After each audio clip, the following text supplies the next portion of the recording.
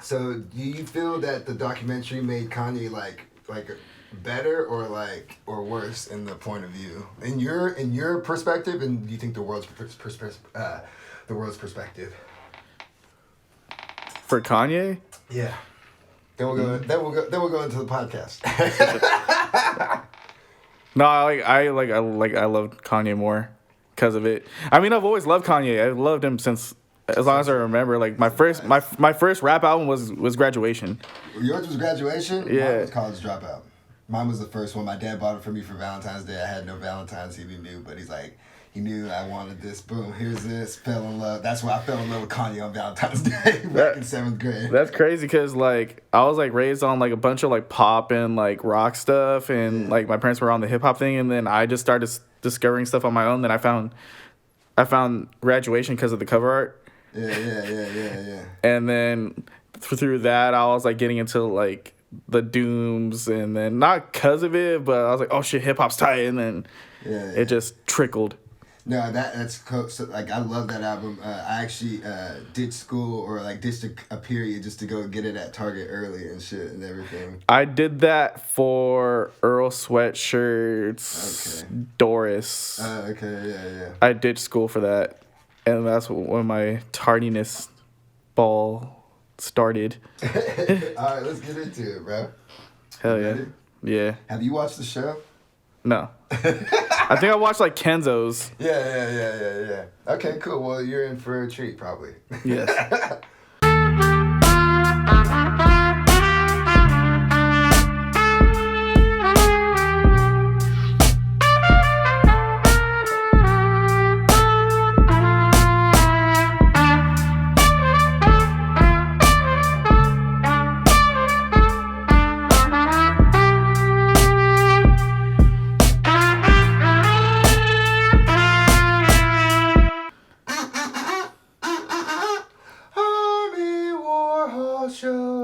Good evening, ladies and gentlemen. Welcome to the Lion's Den. And I have a new friend, the producer. What else would you say yourself is? What else would you say you're a producer? I'm a producer, an artist for sure, event promoter, event planner, all around creative director. Damn. Everything. Anything. Jerry 3M, everybody. Hey!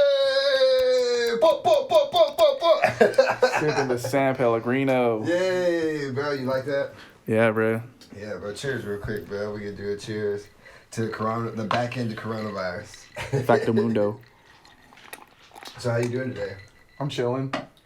Bunch of planning for Carefest, a bunch of event stuff. Yeah, so what made you want to do Carefest? So Carefest is like a personal endeavor for me. Just so I don't have to like repeat it. Like I lost my dad due to suicide like last year, and then I lost a homie that went to high school with. Like I would see him like regularly too, and he was supposed to be on the album, like my first album. Like he passed away too due to suicide. So your first album, this is written for you or wrote for you? I wrote this for you. I wrote this for you. Yeah. He was supposed to be on it too, and then he passed away like not even a month after like my dad. So it was just like a bunch of like suicide, and then we could probably cut this one out, but Huey Haha, like how he like passed away. It was just a bunch of suicides.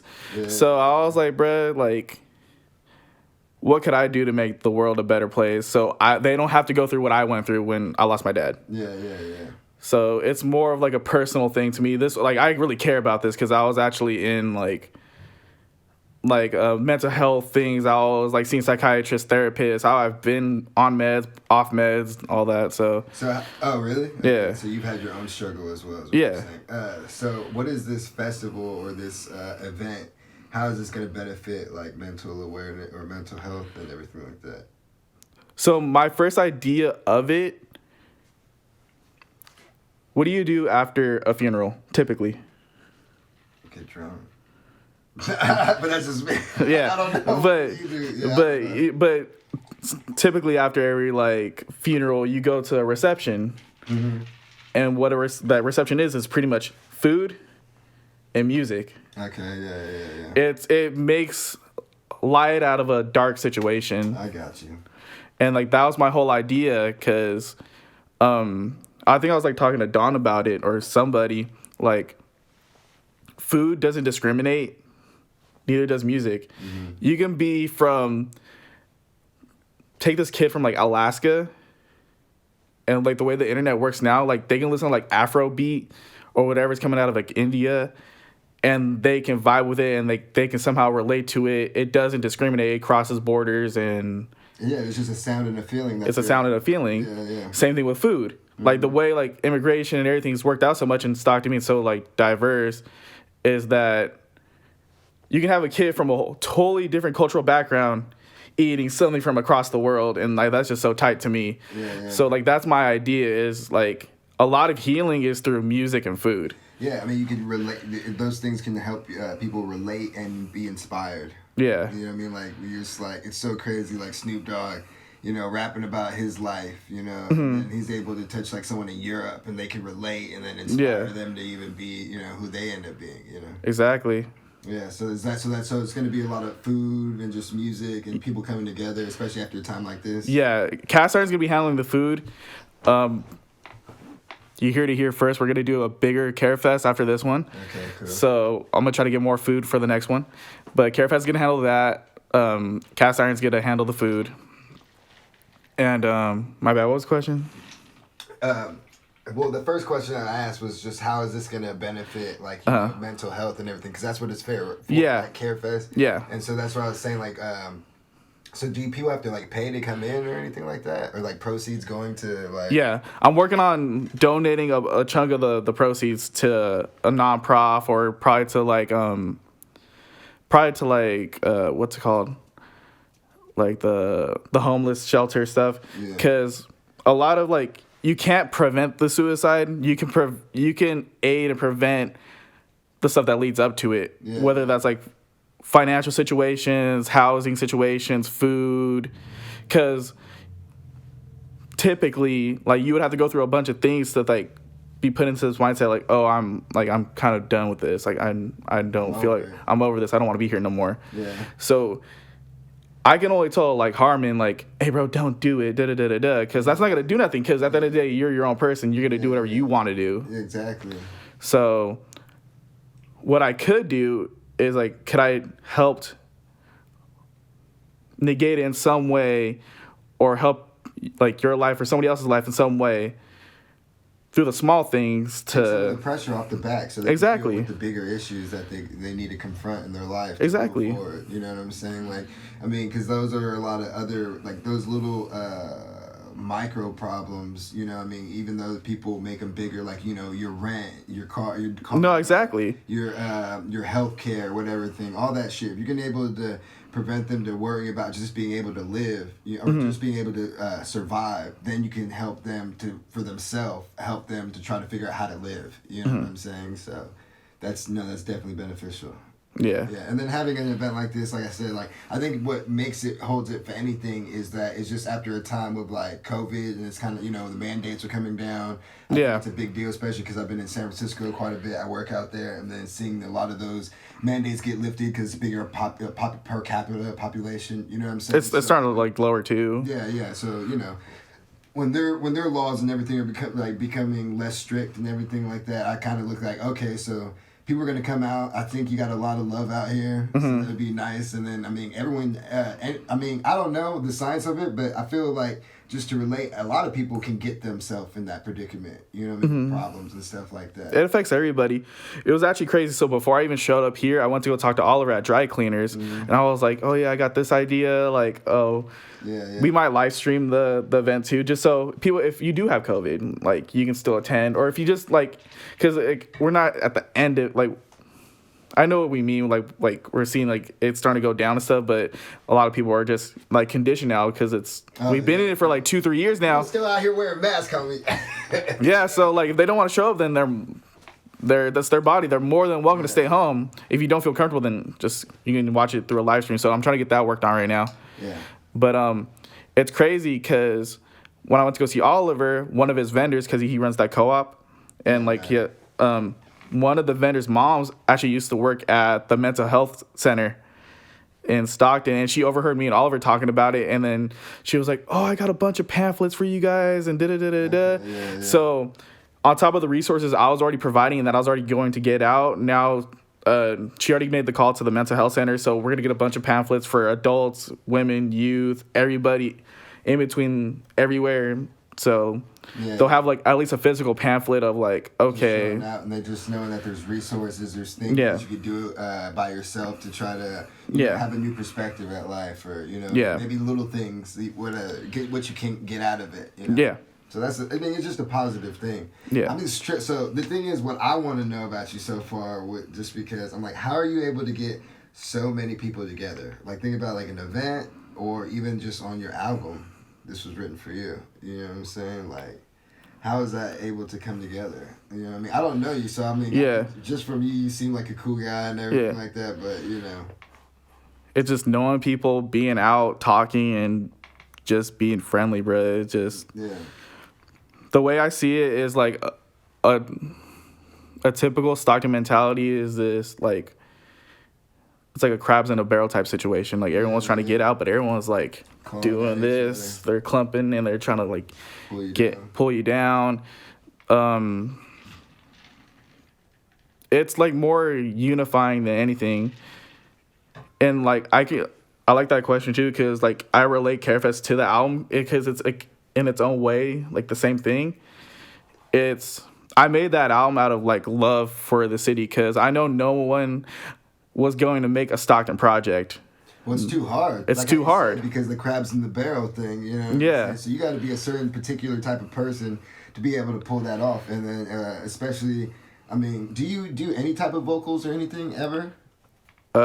Besides maybe. We don't know if those songs will come out, but maybe. Okay, yeah. So the only reason, because it's like Dr. Dre or something like that. Yeah. You know what I mean? He ain't rapping all the songs. Like, it has to be usually someone kind of like that, you know what I mean? So to let, especially, rappers or people who are artists who want to, some of these beats, they might, I want the whole song, I want to do this and that. Yeah. To communicate and relay them to a vision and stick to that vision that you had, you know what I mean? So I just think that's incredible, and it's extremely hard. And that crabs in the barrel mentality, I guess, resides in Stockton. I think it's definitely less and less, you know what I mean? Especially with all this love and things that you're able to do. I think, like, it's a little bit easier now in these ways, because a lot of people, I mean, it's crazy how I see, like, a lot of the artists coming together and stuff. It's there's always so much competition. There still is, but it still is just, like, it's more friendly, and people can come together and support each other, and it's lit, you know what I mean? Yeah, like, that was the whole thing, too, because, like, so I dropped that album, like, right when COVID started, because remember, COVID started, like, February, March 2020, and I dropped it, like, in April. So I made the album pre-COVID, right, like, the year leading up to it. And it was just crazy, because, like, I just brought up this idea to anybody and everybody that I knew, like, in the scene or, like, what's going on out here. And, it's crazy, like, how, like, stuff works out. So, like, I would just bring it up to, I'll let you know how Forever worked out. Like, so me and Don, like, you already know, like, we're pretty cool. Like, I was working on Bite the Bullet at the time with him and Ofa Show and everybody. And then I went to his crib, and then, William Corder's going to pull up. So this is my first time. I've heard the name. Yeah, so that's what, so Forever's the one with William Corderay and Don Quez, right? Yeah. Okay, yeah, so I was going to that was my next question, is like, why, especially after all those songs, because, like, how long did it take you to make this? 10 months. 10 months, okay. So were they the first song that you made? June 15th was the first song, and I made that on purpose to be the last song. And wait, so what are you talking about? So... you made the Don Quez and William Corderay song was the last song you made? It took us the longest to finish. Okay, and why was it first? Because typically, you're going to think, Jerry 3M, he works with Don Quez, has songs with Dad Dex, he works with Drass, he works with Carlos Bryant. Yeah. You think, as Jerry 3M as a producer, it's going to be a bunch of rap stuff. Nah... But go ahead. But keep in mind, up until this point, no one knew I could do the Forevers, the June 15th, or none of that stuff. I was going to go into that too, but keep going. So I was like, why not? Because originally I was like, I hit up Corduroy on some, like, let's do some indie stuff. But then I was like in like a situation with a girl, like that's why the song's like all about love and all that stuff. Yeah. And then we ended up making like, you know what, let's make this 80s slow jam, because he has a DX7, that's like an 80s synthesizer. Yeah. So a bunch of like old like crazy records from the 80s have like that synthesizer. And that's just what happened. Like I just made the and I was like, oh shit, like this is something like way different. Like no one's making like this in Stockton. Well, from what I can see. Yeah. And well, everybody's either going like almost with the drill shit, the gangster shit. Yeah. They're going like the extreme left side with the whole rock shit. You're kind of going like with the. That's what I was gonna say. Going into like your album and everything, like. So it was definitely like on purpose on doing these different sounds and showing your versatility of like, because you got like some like disco type shit. And it almost seems like, you know, even on that first song with Don, you know, you kind of give him a section for him to do his thing. But you put him on a song that he usually doesn't do. Yeah. You know what I mean? Like he's like sing rapping over an organ and a guitar. And I think that's what you did with some artists. And some artists you put them exactly where they needed to be, you know, especially with the singing and stuff like that. So it's just, I mean, this is all my opinions. But I'm just me just listening to your shit. But it's cool because like this, like prior to this, like we never like had a full conversation. So like I really want to know what you think about the album too. No, I think it's a great album, and I think it's just like that's the type of sounds that I'm into and I can listen to all day. And I think like all the people that you got on there were nice. Representatives of our city, and you showed a different side of our city, you know, and our people.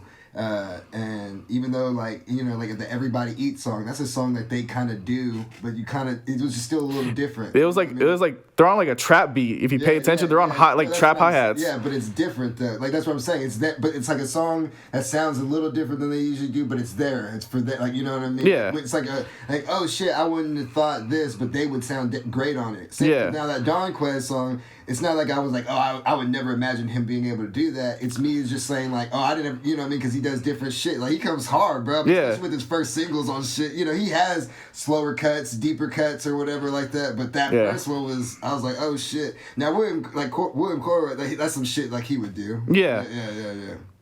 Hell yeah, man. Yeah, like Forever, that's one of my favorite ones. Yeah. Same thing with June 15th. Alright, so what's the best song on the album? All of them. Let's try to get you. No, I love them all for different reasons, bro. Like I know, man. they're all like, people say like the way like people like move with their music, man. Like, oh, make a beat, sell it. They don't care where it gets placed as long as they're getting money off it, bro. Like I treat all like my compositions like babies and paintings. Like I take time with these like records. It took me 10 months to work on 10 songs. Yeah. Like, I made probably, like, 15, 20 for the album, but I was like, no, I want these 10, and then I just went at it, tweaked some stuff, brought stuff in, brought stuff out. Like, I don't want to say I'm, like, borderline perfectionist, but, like, I do, like, get a lot of inspiration from, like, the Kanyes and the Travises and the Drakes, like, in the weekends where they'll have, like, a good collection of songs, but they're like all really well thought out and produced songs. Yeah, you pay attention to detail. Yeah, those little things are what like grasp those potential fans into your cult following right there, because they're like, oh, thank you for doing that for me, almost. You know what I mean? Like those little things stand out and stick out for people. How long have you been doing music? 10 years as of this year. As of this year? Yeah, I didn't get good until like 4 or 5 years ago though. How old are you? 24, turning 25. Okay, for sure. So around 14, 15 years. Yeah, like since a freshman. Yeah, okay. So how'd that come about? It's crazy because I was telling Kenzo about this. My first introduction to like any music production comes from a little bit of a DJing background, because I'm never gonna claim that I'm a DJ. Really? But you know the shit. I know. You know equipment pretty well and everything. Oh yeah. Like that, like. And I eventually am going to learn to DJ, but I'll never feel like I would be like a DJ. But I got really big into the whole chopped and screwed stuff. Chopped and screwed. Yeah, I love that shit. For like 2 years, I was on my virtual DJ shit, bro. Yeah, and that's what I downloaded. I downloaded virtual DJ. I knew. I was like, bro, if you were into it, that's. Yeah, I was like learning how to like slow down the records. Yeah. Of course, I wasn't good at it, but I like was like slowing them down and like doing like chopping it and like with the mouse and keyboard. I'm like, oh, this is hard. Yeah, this every is crazy. song. It don't matter what every song. Exactly. I'm about to chop and screw a JB album. Yeah, for sure. You feel me? Believe.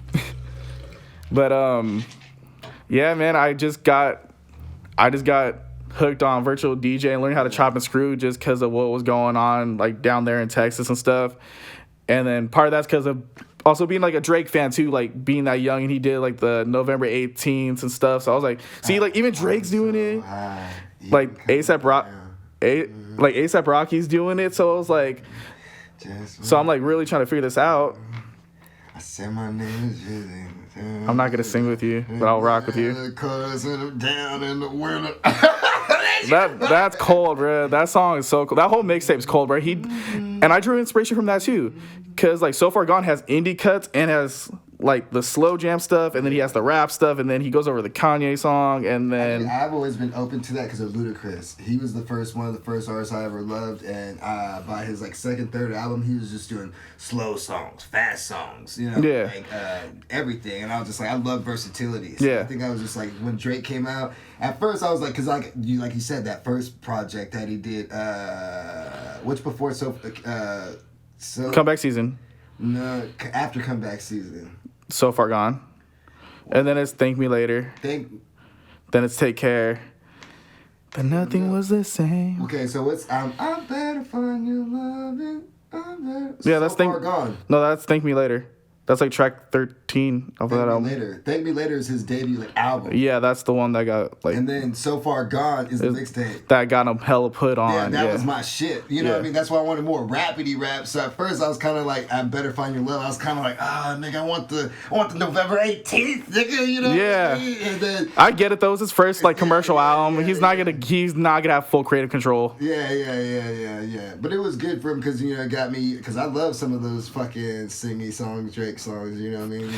But when he raps though, bro. Oh yeah, side story. Kenzo, if you hear this, we're coming back from LA. We did a show like a couple months ago. Me and Kenzo were driving on the way back. We put on Thank Me Later, and for that whole album, it's just me and Kenzo singing our hearts out to Thank Me Later, the first Drake album, and like. In like retrospect and like looking at it, like of course like Take Care and Nothing Was the Same and all these other records like are the ones that made Drake like a superstar. But we gotta admit, like that first album, it might not have been the rap album that everyone wanted, but it has gems on it, bro. Gems, bro. Like, you fancy, huh? Yeah, that's what I'm saying. That whole album's hard. Yeah, bro. I love that album. What he did on that was crazy, bro. So like because of those things, that's how you got into like the technology and shit. Like and like because like it feels like. I mean, is that just like a byproduct of you getting into music? Because it seems like you are very technical, like with equipment and things. Yeah. Or is that something you always been into? Like you've always been into like electronics or some shit? Yeah. I was learning how to like make like Hackintoshes and stuff like as a kid and stuff. I learned. That's crazy you asked that because like I would Really, bro? Because I know shit. But like I was thinking, pretty much I'm asking, bro, are you a nerd, bro? Yeah, I'm a nerd. Like I was like be cool about it. Now I gotta explain how I know. Because a lot of people who are producers and shit, they're nerds. Yeah, you know what I mean? You find out producers, you're like, bro, yeah, I was into this, or they're in the video games hella, or like bro, and like the thing is when you get into music, you start getting into technology, not even because you want to, but because you have to. Yeah, because you're like put into it. Like you have to know about like fucking like that's why when you go to a music store and this guy, you think he's like a nerd, but really it's because he just tried out all the different microphones, the different cables, the different like it's so complicated. Like you see my knowledge, I'm talking about cables and wires. Like this nigga knows like fucking synthesizers and even I have to dabble into some of that shit. You know what I mean? And I'm not even making beats, nigga. Like what the fuck? It's funny because like in fourth grade, I was like learning HTML, like JavaScript. Yeah, okay, yeah. So I was just always into like computers, and I don't know, I was just like fascinated. just like, oh, how do they make this website? How do they do this? How do they make so like? when you look at like an Ableton interface, you're like, this is easy. Oh yeah, like after making beats for so long and seeing like that, like I can do laps around that. Yeah. It's fun. Yeah, well, that's what I'm saying. It's funny because I have some people, they look at that and they're like, oh my God, that's some shit I don't even know. Yeah. Bro, like honestly, like, after like a week of this shit, you'll pretty much understand. Yeah. If you're fucking with it. So you always been into technology and shit like that. So was it just like natural and easy for you to get like, you downloaded virtual DJ and shit. Mm-hmm. So like it was just easy. So it just like came natural to you like how to get yourself involved in the program. Yeah, and then after virtual DJ, I was like, how do you actually make music? Somehow I got a crack of FL Studio 10, whatever it was out at the time. Yeah, everybody. And then that's when all the shitty beats came out with like nothing was in key. But fuck it, I know how to sequence a hi-hat and a snare kinda. Yeah. I don't care about mixing all too well because I'm just learning this. I'm learning how to like make the rhythm first, and then you gotta start somewhere. So I was like making beats for like 4, 5 years. What's the first beat that hit for you? Like that got placed, or just like on some like just a regular beat that I just had that I was like, oh yeah, this is it for me. The first one that you made, like that you remember that you're like, oh shit, like I like this and this, I could keep doing this beat, and then the first one that actually got like notoriety from other people. So one internally and then one externally. Okay. Let me think. Why you do that? Okay. Give you the time you did. Okay. I knew I was onto something.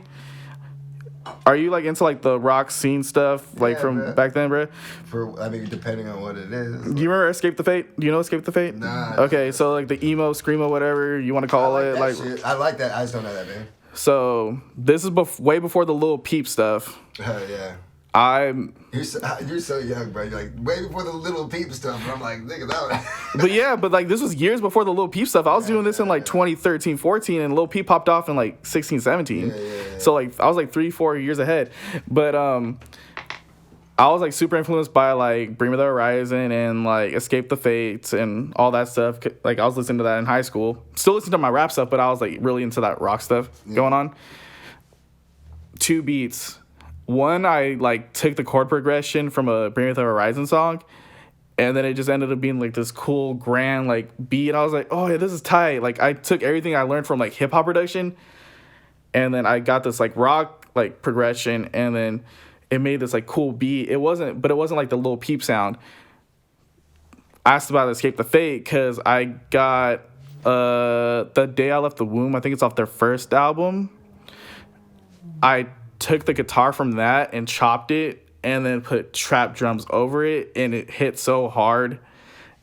And I was like, no way, this is so tight. Like, I love music. I was like, you can really blend this stuff. And then a couple years later, that's when you get the Lil Peeps, the Lil Tracys, the Ned Arbs, like the whole Goth Boy clique thing. And it pops off. And I was like, I felt like I was onto something. Yeah, no, definitely. I mean, even though that was not exactly what you're doing, is what I was saying. Is like, think about like Lil Wayne when he did his rock album. Yeah. Think about, I think even about, because the thing is, the reason why it's not so crazy too with those chord progressions and shit, because if you listen to like a lot of rock, like those drums, if you get those drums right, like they have that shit. It's just not hitting like the same way. They have, you know what I mean? It's just like a different tempo that they're doing it. You know what I mean? So that's why. Like, I'm like, yo, like, but the thing is, how old were you when you were doing that?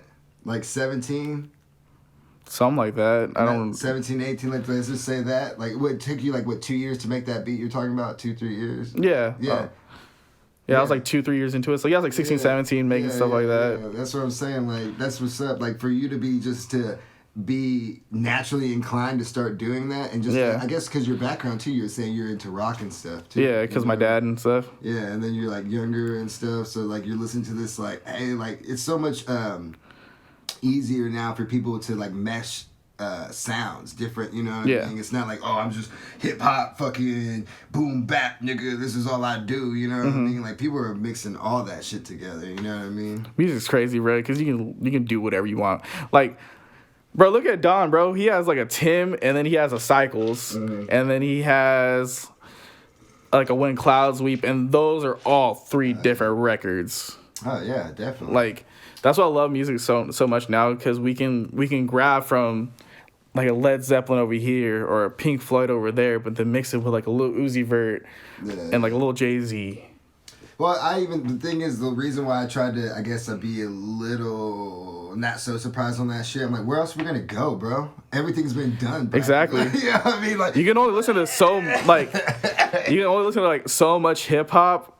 Like, I'm talking like hardcore, like 90s stuff. The thing is, bro, I would totally agree with you, right? But then you meet these people in certain places and you're like, no, they only listen to trap music, bro. Yeah. Every goddamn day. Wake up, nigga, just trapping, nigga. You know what I mean? And I'd be like, nigga, turn on some oldies, nigga. Like, what the fuck? And they're like, no, like, that's all they listen. Drill music, fucking. Some people only listen to, you know what I mean? Like, I think. Hey, trap music's beautiful, though. And I'm not denying that, bro. Yeah. I'm not saying that, you know what I mean? But I think it's like people who make music usually are the people who are more have like. They have the background palette, you know what I mean? That's what I'm saying. It's just because, like, growing up, I thought everybody loved music. Mm-hmm. Everybody was just like, I just thought everybody loved their own type of music. That's all I thought, right? By the time I got to college, I realized there's people who don't give a fuck about music. And I think that's crazy as fuck. People who just say, I listen to whatever is on the radio. They don't pay attention to artists. They're not a fan of really anybody. They just sound to them. I learned that in, like, 6th grade. I didn't, yeah. Because I also used to be the kid that would put music on everybody's iPods because, like, I was the one on LimeWire and FrostWire and, like, downloading all these songs in iTunes. So, like, people would, like, let me use their iPods for, like, a weekend, but I'll put, like, slaps on it and stuff. Yeah. And I went up to, like, this one girl, like, in 6th grade because she asked me to put music on it. I was like, oh, like, what are you a fan of? What do you like? Da-da-da-da. I can get this for you. Don't worry about it. And then she was like, I don't know, whatever's on the radio. And I was like, do you have, like, any names? And she was like, I don't know none of the names. I just know the songs. And I was like, what? And this is me as, like in 6th grade. Like, are you serious? Like, not one person that you cling on to that helps mold your life into the future. Like, not even, give me 50 Cent. We were talking about this today. Like, listen to 50 Cent. This nigga, it's so weird because everybody knows, will agree with you. Majority of people will say, 50 Cent had a top 10 all-time record for at least rap. We won't say all-time for all music in general, you know what I mean? But most people will say for rap, top 10 album. But no one will say that he's a top 10 rapper of all time. Is that crazy or no? Teach their own, man. Yeah, okay. But so what I'm saying is but I'm just saying overall, most people would agree. Yeah. So that's the same thing. I'm like, I tripped out again. Like, yeah. You know what I mean? Just how you were like, bro, there's not one person that's just driving you every day. Like, I'm saying 50 Cent. I don't care what artist. Just like any artist. Just say like somebody, like a Pharrell, a Kelly Clarkson, or a Fergie or something. And it's nothing. It's just like, I'm like, bro, it's shocking. I'm like, how do you even go about, like, what else do you do? I feel like those are the same people now that are just like that just take what's given to them and just live with it. Like they're not drivers in their own like life sometimes. I would totally agree with that. The only thing is that some of those people have a different driver. So I realize that music, we're just so much a fan of music and it's hit our life so much. Like, yeah. You know what I mean? Because it could be, the thing is like, They could be into cars. Like, I met a guy he's into cars. You know what I mean? And that's what drives him just as much as music. So yeah. Like, you know what I mean? It's just, to me, still astonishing that not everybody's like that. Yeah, like, I know what you mean, because I know homies that, like, got into music, but they end up getting into cars, and, like, that's all they care about, and that's all they know. They don't care about what's going on. So I know what you mean, like, the different drivers, but it's just, like, bro, music's so, like... That's what you would everything, think. Bro. That's what you would think, bro. But it's not. I feel like, damn, bro. That's crazy. It's nuts, bro. But so how did you? So you know all these people on your album?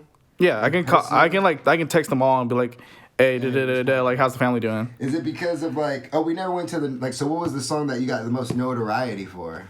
The first one. It's a mix between Forever with Corduroy and Dawn and Paradise, the one I dropped last year. Okay. And then that's the most like thing that you get like people like, hey. Yeah, people hit me up like shout out to my friend Haiti. She hit me up just because she wants to make music. And she was like, yeah, I became a fan of you because of Paradise. Like, there's nothing like that. Like, da-da-da-da-da. And she was like fanning over it. And I was like, dang, like, this is crazy because when I made Paradise, I wasn't trying to make songs for people to like not get inspired by it. That wasn't my intent. I made Paradise out of like a dark place. Yeah. I was in like a dark headspace when I made that song. And the fact that it's touched multiple people and like a bunch of people are like, dude, Paradise, I love that song. It's a good singable song. And I feel like that's like the definition of a good pop song, because if you really pay attention to Surf's lyrics, it's like a sad chorus. Yeah. But the beat's just so driving and it's beautiful and it's pumping and it's like, it's crazy. So it's probably between Forever and Paradise. Mm-hmm. Those are like my two top notarized songs that people like come up to me. Yeah. Like they're like, Paradise is my favorite. And I have like homies that are like, bro, Forever's still like my jam, bro. Like I can't believe you got that to happen. I'm like, it just happened, bro. Hey, bro, you know, I just do me and things happen organically, man. Hey, bro, I had to go through that little I had to go through that little heartbreak for Forever to happen, bro. So was that like your first like real thing? Real thing? Oh nah. No. It was just like a situation. I'm a whore. Turn up. I just want to have, you know what I mean, so you feel comfortable, like just. No, it was just a situation like. It actually involved like someone like it was like my first love, but it was like years later, and it was just a whole bunch of like, it was just a weird situation, a bunch of miscommunication, but like we're good now. I told her like, hey, yo, this song's about you. Like this is what I was going through. This is either a mind fuck or I could be completely right, or maybe I'm stupid. Here we go. The album's called This Is Wrote For You. I wrote this for you. I wrote this for you. When I listened to it, I feel like it started to end up written for somebody else, and by the end of it, I feel like it was written for you. Like, for myself. For you. Like, for Jerry. Like, it's yes and no and yes to all of that, if that makes sense. Because I Wrote This For You was a name of a project I started in 2016. I was given a book that was called I Wrote This For You. Yeah. And it was just a bunch of like poems and like self-love things and all this. So I was making the album because I made the album out of my love and caringness for like the city and like the scene and stuff, but also for myself. And it went through like two different name changes. Yeah. At one point I called it Diamonds in the Rough. That's why Dawn has a song called Diamonds, because I was like, that was the title track. Pressure. And I was like, man, this don't feel right. Da, da, da, da, da. And then I was like looking in like the grand scheme of everything that I was doing for it and what was going on, and I was like digging like through like old, because I'll make stuff like a couple years ago, I'll pick it back up like an Ableton file or like a Logic file or whatever, or a Photoshop file, because I do that too. Like I make cover arts for people, or I'll like do like small designs. You did your own for your own project, or you had someone else do it? Ali Montez shot my stuff. For my stuff, it's crazy because I don't let people I don't do my own like art for my own projects, because like I already made the art. Like I want you to like capture this. Yeah. Shout out to Ali. What's it called? So I've opened up this file that said I wrote this for you, and this is crazy little design I made. It said Jerry 3M, I wrote this for you. And then my homie at the time, he was like, you need an album like name for the album like that just sticks, that makes sense. And then I looked at it, I was like, I wrote this for you. This makes hella sense. Because I made this for everybody, but at the same time, I did this for myself because I felt like I'd have no point to prove, but I had something to prove. I was like, I am just as good, if not better, than a lot of these guys. That's where like the competitive thing came in. Because I don't think no one makes music like how I make music out here. Okay. And I etched my own lane out here. Yeah. And that's what the Jerry 3M, and that's what the goal is. Like, it's like taking what I already have, but then like making it my own. Like that's what I think a lot of great artists do. Like they grab like their inspirations, like Travis's, Kanye's, Drake's, and then they make it theirs, and then they just run with it. Yeah, taking the things that's good or great or things that inspire you from your life and doing it your own way creates who you are, creates your own sound. Why is your name Jerry 3M? My name is Jerry. And the 3M part, it was actually because of my Twitter username. So I went to Stag. It was me, my homie Ant, and my friend Braulio were eating like chicken sandwiches, you know, from the cafeteria, whatever. Those be fire sometimes. Oh, bro, the spicy ones with like the pickles and the mustard and the ketchup and everything with the mayo on the bun, bro. I was going crazy. Yeah. And Some hidden, like sometimes they fucked it up, or maybe they left it out too long, or whatever. and then it got soggy. I hated those. Sometimes like if it was on point, hot, fresh and shit, you like, bruh, this for $2 or $3, whatever. The fucking, Yes, sir. It's like hidden, bro. Bro, the spicy ones were the ones. But Ant was wearing this 3M jacket. Okay. And then he was wearing it. And then that's when like the 3Ms, like remember when all the 3M like Nike jackets and everything was shoes. Everything just started shining. Everybody get flashy, nigga. So I deleted my old Twitter and I made a new Twitter and I was like, I don't know what to put. I put Jerry _ 3M. Yeah. And then it just stuck. Yeah.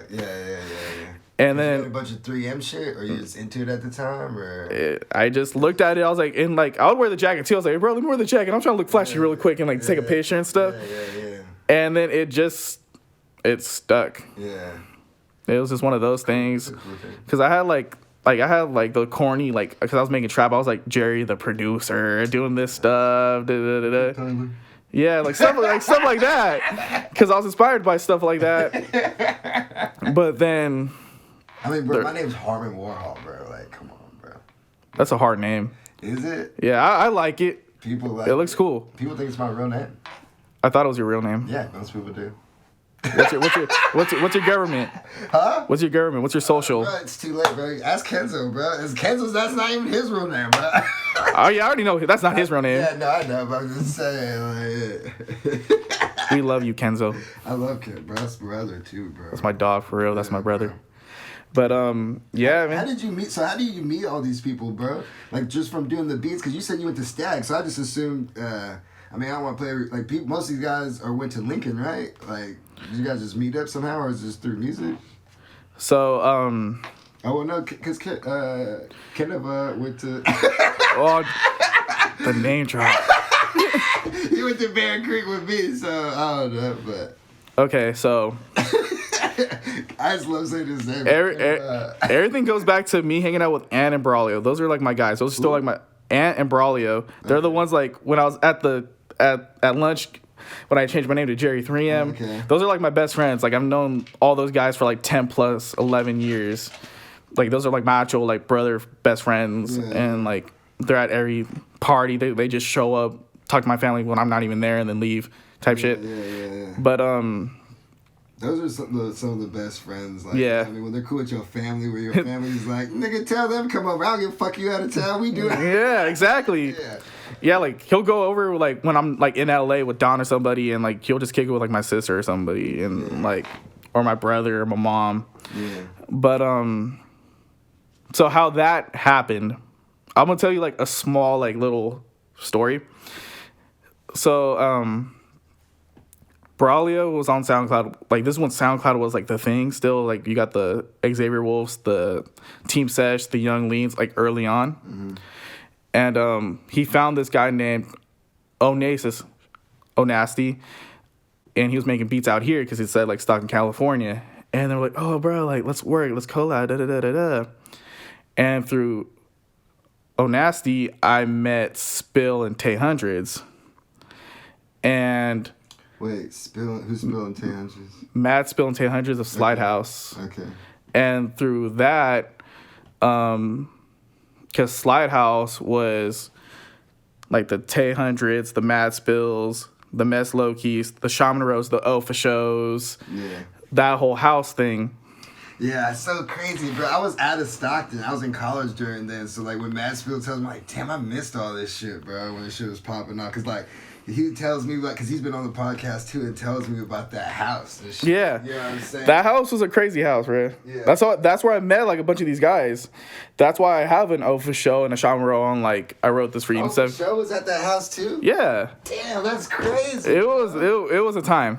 Damn. I've only been there a couple times, but Bro, so like just to talk about that community, just from a guy who's been in Stockton and then left and came back, right? Uh-huh. So like, came to Stockton. Is a lot like of the stuff you say, the crab mentality and stuff like that. I've been to a few shows or whatever, you know. By 19, I left California, went to Indiana for 4 or 5 years, like 5 years, right? Why Indiana? Went to school, finished, got my degree, played baseball.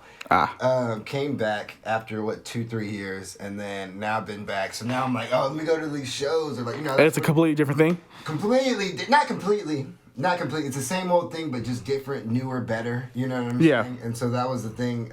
Just so like seeing like a Don Quest performance, seeing like Destiny Rogers, seeing like all these people. You know what I mean? And I'm just like tripping. I'm like, damn, there's so much more going on and differently. Because don't get me wrong, bro. Like, even when I was younger and shit, there was a bunch of people doing these performances and shows and things like that. But like how you said, that crab and barrel mentality. A lot of these people, when these shows were together, when I'm going behind the scenes, because I get, like, thing is, because I know some of these people and stuff, some of these shows and stuff, I have a little bit of, like... Inside what's going on. Yeah, what's going on. Because, like, even though I don't know you, I know the person who knows you, who knows... You know what I mean? The person who knows you, yeah. Whatever, or, like, knows them or whatever. So then that's how it's easy for me to connect these lines and shit, and then, like, just hear some about their story and stuff and make me want to support. You know what I mean? And it was just, like... It's so crazy because, like, how you said, like, I really see it. Like, a lot of these people, how different it is now, and, like, especially with the music, the sound...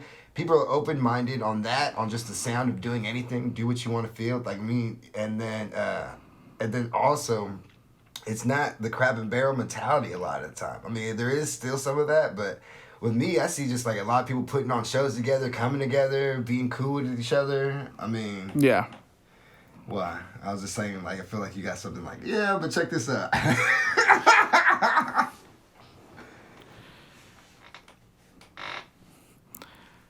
I just wished I would see more people like want to strive to be like, and it's nothing against like staying in Stockton, but I want people to like exceed, get out of Stockton, and then come back in and funnel back into Stockton. That's my goal, because I feel like with any community, you can only go so far in your own community. Oh yeah, bro. You gotta like that's probably why you went to Indiana, because you. I honestly, in that aspect of my life, I broke my hand, so. I knew I was gonna have a wash year coming back. Yeah. I go because I know baseball, I know hitting. Even if my hand comes back great and everything, it doesn't matter. Like, it's gonna take me almost a whole year to like get my timing back. Yeah. You know what I mean? So with hitting, it was my left hand. So I was just like, you know what? Let me go to a school that's a 4-year, because I was at a JC. Yeah. You know what I mean? Let me not waste a year, but like let me get back into the groove of things, and let me try to be a big fish in a small pond. You know what I mean? Like, I'm going to play it that way. You know, play it safe. So I don't put too much on, like, you know what I mean? But I did go, like, let me try to do something different and then challenge myself. You know what I mean? So I get what you're saying on that. And I do have a different ass perspective. But it also makes me appreciate Stockton more. Yeah, of course. So, like, going back to that is just... I want everyone to, like, reach past Stockton. And now there's a bunch of people doing it. Before then, I felt like people just, like, got up in Stockton and stayed in Stockton. And there's nothing wrong with that if you personally, like, that's what you want to do, like, artistically. But I want to see what I can do, like, in, like a San Francisco and L.A., New York. See if we can make this a bigger thing and then bring it back to Stockton, because that's what Stockton deserves. Yeah, definitely.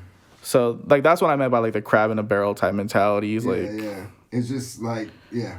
It's just, like, it's, like it's, like, big thinker things. Like, there's not too many really big things they want to do this. Like, they're comfortable, like, okay, we got it here. Let me get the Stockton spotlight real quick for one time. And instead of climbing to get that spotlight and do something bigger, it's just, like, you're stunting the progress of Stockton by taking that attention away. Yeah. Like let's do something bigger. Let's, like, my goal with Carefest is to make it like a bigger thing so we can reach more people and then funnel it back in. Like, that's the whole thing. Like, I want to get these bigger acts, get these bigger things, and then all that money's and all that resources going back to the people that it's all for. It's all for the people of Stockton. Yeah, exactly. Because you already know, like, Stockton's not, like, the best place in the world. But it also is, because... Yeah, exactly. I was going to say... But it also is. It's not the best, but it's not the worst, definitely. Exactly. Because the thing is, some of the things that people would be like, oh, there's not things to do, even though I think there is things to do, because I'm like, man, maybe you ain't doing shit with your life, because there's definitely things to do. I'm saying maybe not the most baller, terrific things, but there are things to do to keep yourself occupied. Yeah, exactly. But, Damn, what the fuck? I just got, because I went into a tangent in my mind about like, just the arguments I have with people. What did you say just before that? What did you just say right before? It was going to get me going. Why it is though also like a beautiful place? Oh, yeah. Okay, so the times we take points off from our city from like it not being the nicest place, most baller place. And I hate that people call like Stockton ghetto. Yeah, and because I'm like, bro, the thing is, like I said, I went to Indiana in the Midwest. You know what I mean? The diversity that we have, the type of beautiful mindset and perspective that people have. I don't care how rich or poor you are. Everyone has a certain type of Stockton mindset. You know what I mean? Yeah. You know what to get out of people.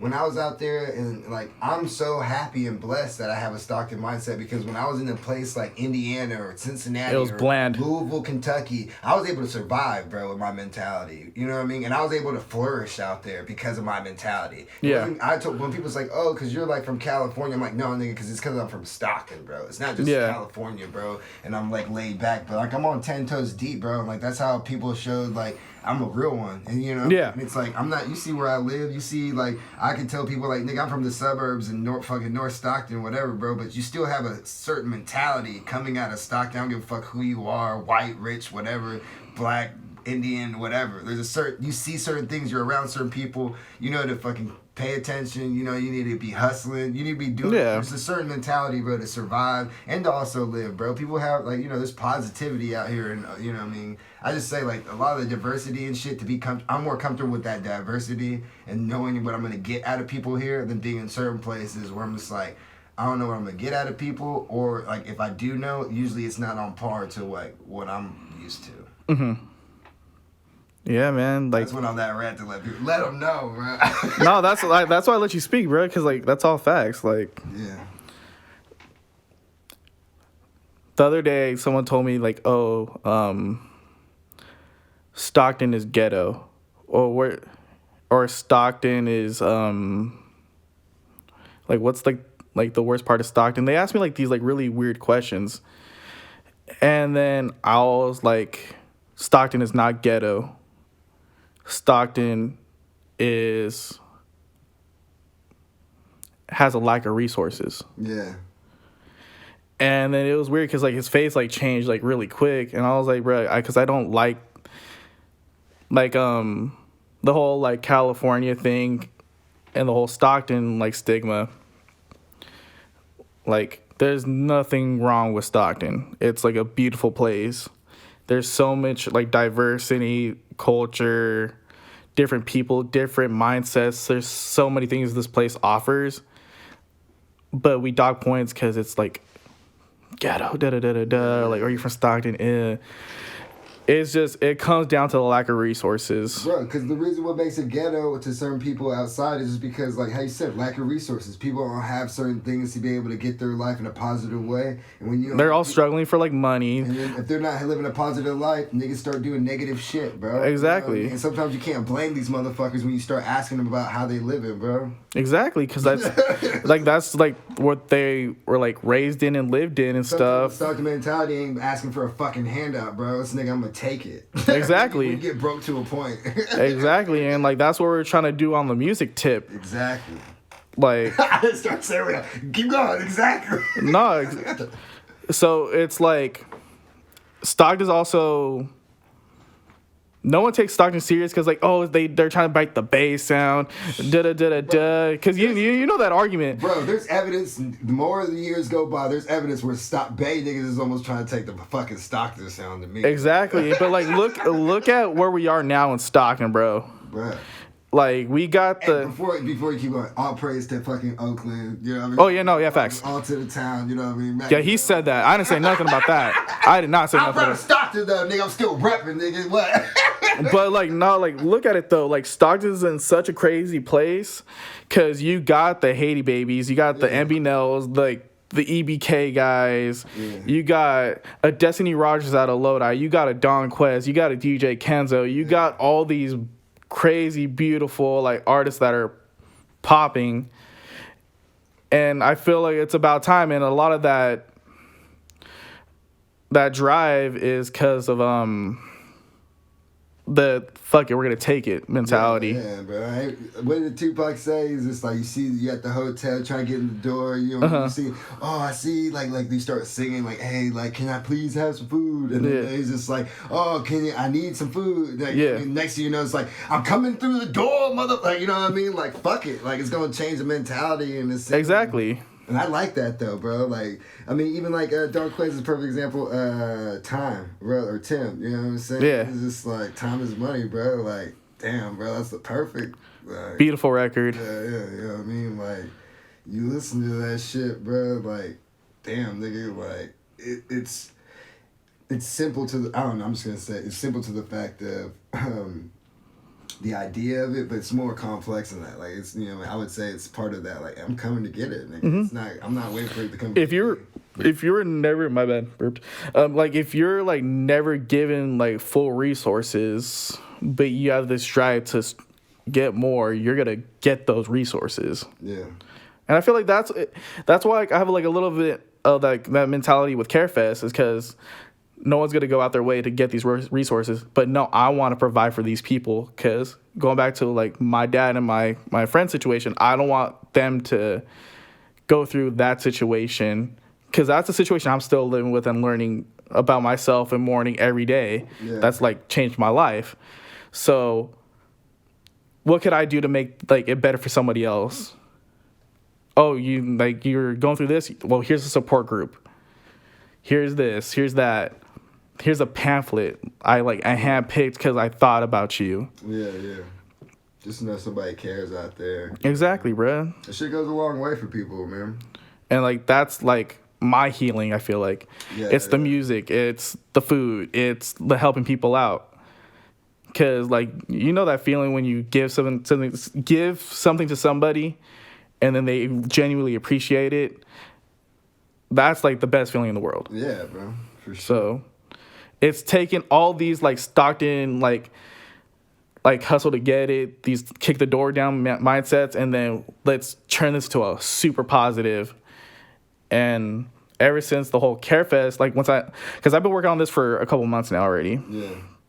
And seeing like the turnaround so fast, because I wasn't expected. It got to people I wouldn't realize it got to. Mm-hmm. And I was like, oh shoot, like they really are like listening and paying attention. And, like, that's what it was all for at the end of the day is just the awareness, getting it out there, like, oh, Stockton's doing this. And I'm putting everything I have behind it. I'm treating it like it's like an album. Yeah. It's like it's my labor of love. Hell yeah, bro. So who are some people we're expected to see out there at Carefest? I'm going to be out there, bro, for sure. Pull up. So I called a bunch of friends around because I didn't want to have like a regular, like, not saying the Stockton lineups are like anything like bad, but I wanted to see who could I grab. So I got my friend Cal Famous. She's a really dope singer artist. She's from Merced. Danny Ali's from San Francisco. I got a bunch of my Modesto homies. Mm-hmm. So we got the NBK Switches. We got DeLeon. I think he's bringing the homie Newport Gali.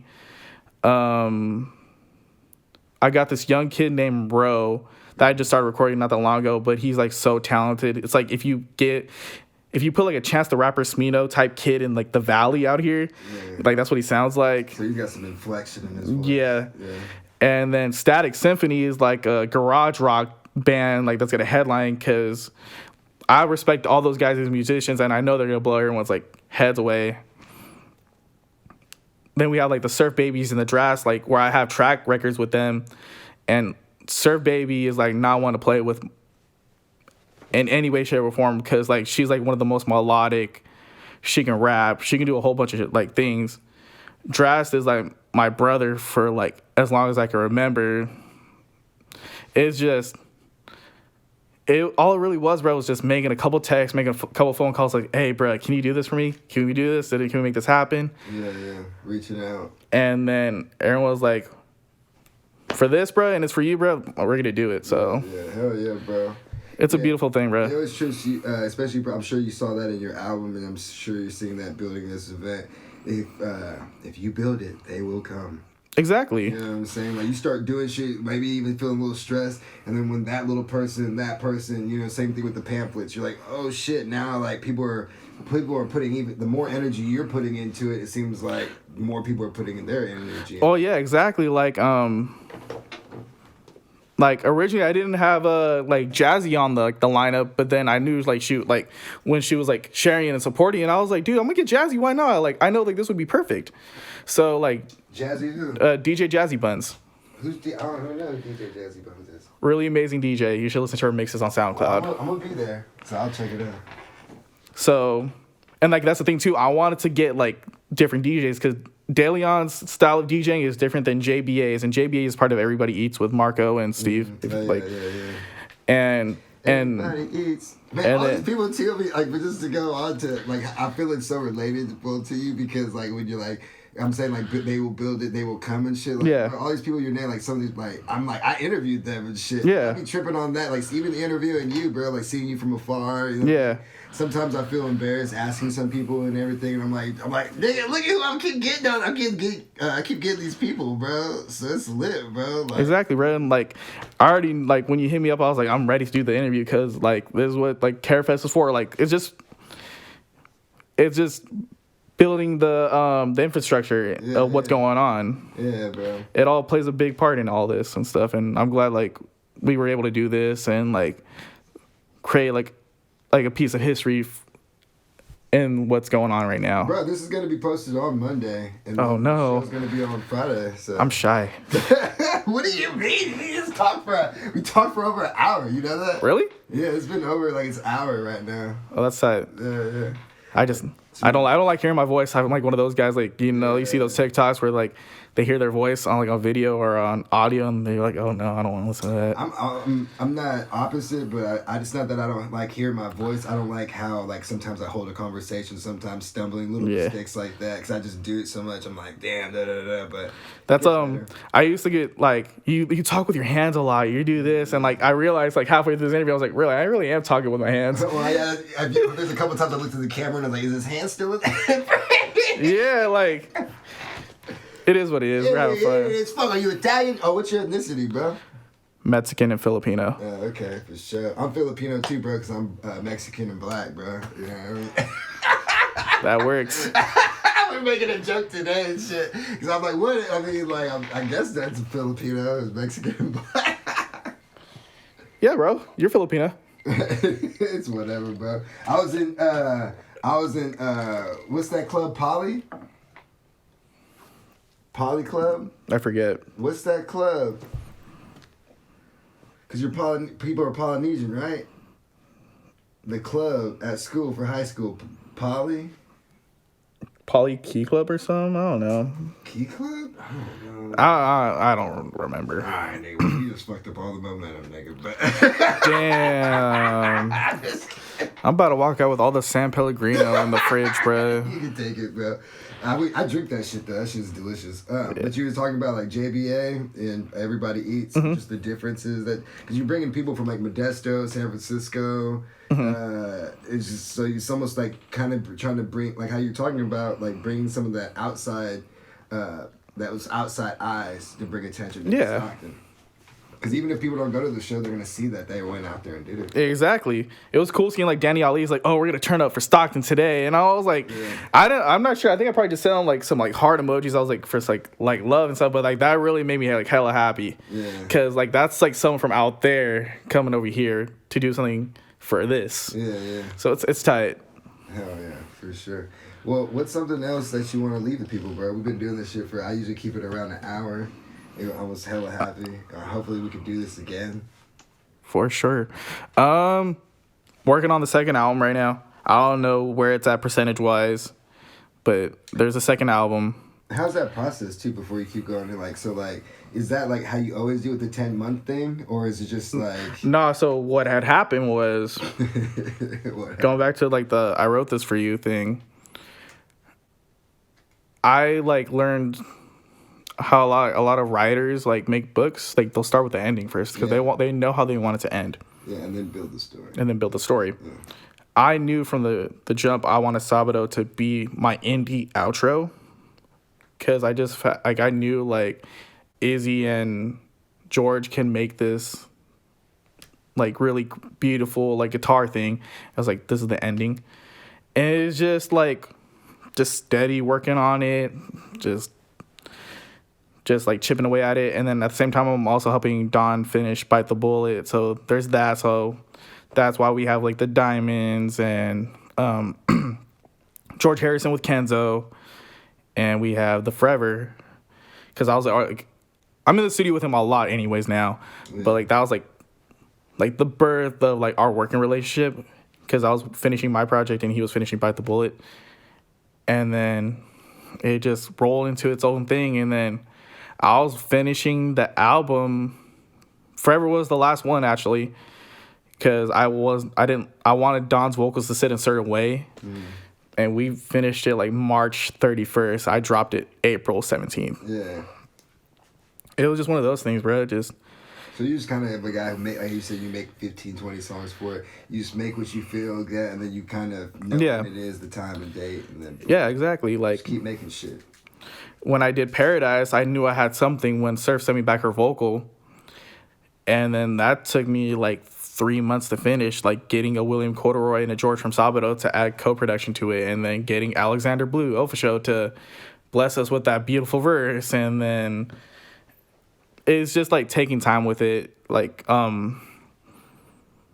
that's why I said like I treat like my songs and like babies and paintings, because like those things, like with a baby, you gotta give it the nurturing, the time, you gotta do all this to ensure like they grow to be where they want to be. Same thing with painting, you gotta like to treat the canvas, you gotta paint like the first layer, and then you just slowly chip away at it. And then I feel like that's my own personal representation of my music is.